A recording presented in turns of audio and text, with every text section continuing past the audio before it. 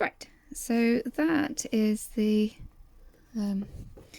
all the outlining done, which I think personally is the most tedious bit out of the whole of these things.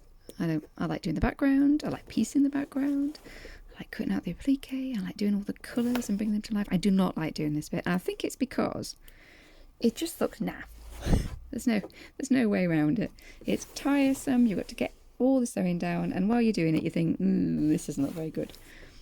And I always try and hold myself to the fact that I always think this, and yet when I finished it, I'm all nice and happy with it.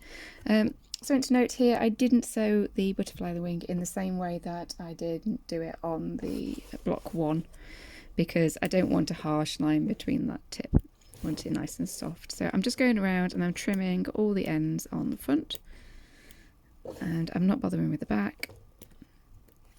So what we need to do next, now we've got all this done, is we're going to add in some of these thinner lines for the outlines. So there's ones like the stems for the alliums.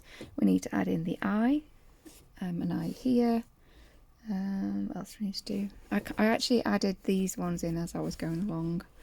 I've also separated that leg out as I was going, and I divided these flowers up because it seemed silly not to while we were going.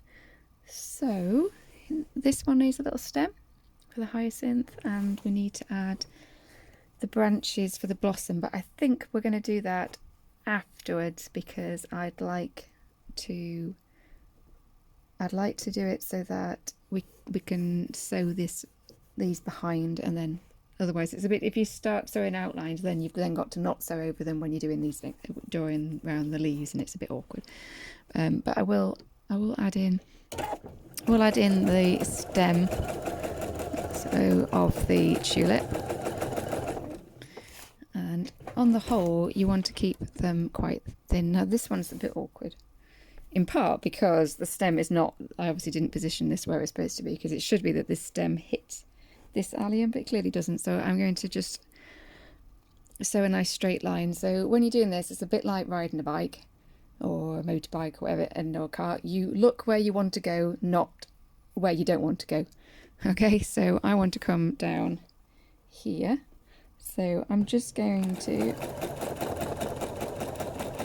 look where I want to go, and you know, I've sewn that totally wonky because it's the fabric just caught on the I've got a stand holding the phone up and my camera up, and the fabric just caught on it. So I've set it straight, but not in the direction I meant to go. So this one is blowing in the breeze a little bit, but it's not too unstraight. It's just not where I meant to sew it. And then I'm going to go back and sew the other side.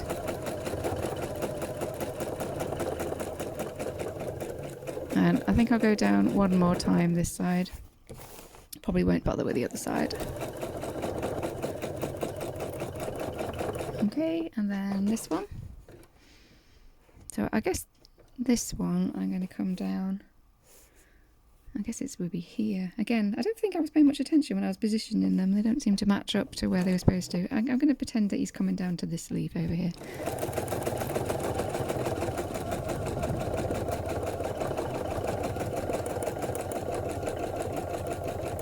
And here, this machine will not pull up, and it's because it's caught. Sometimes my machine's got like an automatic cut on it, and it cuts the base thread, but it sometimes it just pulls the top bobbin down into a loop, and then you see, sometimes you need a little bit of jerk as you're doing it, where it hasn't. I don't know why. Yeah, see, it didn't cut it through on that side. So sometimes it just pulls it down, and then later on you kind of sew into it. So anyway, we're going to divide his ears. We could have done this as we were going, really, but there's his ears divided, and then we're going to do the eye. So the eye positioning is important because it's really going to make his face. So if you're not sure where to put it, what you can do is take a scrap of freezer paper, trace the face section, and draw the eye, and then cut out with a fine pair of scissors slightly bigger than the eye, and then press it with an iron onto his head or her head, and then just carefully sew in the hole, and then that'll get you the position or you can do the same thing instead of sewing, mark with some chalk or something that will. No, let's have a look. So we need to separate these ears, and then that gives you a base point at least to do it. So on the eyes, just sew them as circles. Don't attempt to make them round or anything. Anything else? I think that's it. So yeah, we've got this bit of blossom. This blossom branch, but we won't do that now. This tiny little bit here.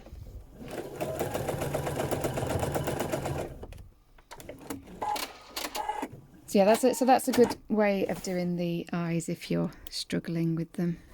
If you only have done like one round, you can always like pause and have a look, see whether it looks like it's going to be okay. I don't actually do my rabbit's eyes in the place that rabbits have eyes. So in reality, they're more about here, but they just look weird. But then when you look at like a rabbit, well, not so much rabbits, but certainly hares, they do look a bit weird in the eye department. So we're going for whimsical, not totally biologically accurate. So put them a little bit more forward, and it makes them look a little bit more anthropomorph. Oh, can I say anthropomorphized? I can spell it. But I'm not going to. Okay. Right. So next, we've done all the tedious stuff. We've got the outlining in. Oh, one little bit. We've got his tail. Yep. So we decided not to do this. Well, I decided you weren't going to do this with threads. So we're just going to, with fabric, we're going to colour that in. So we've just given him a little tail there.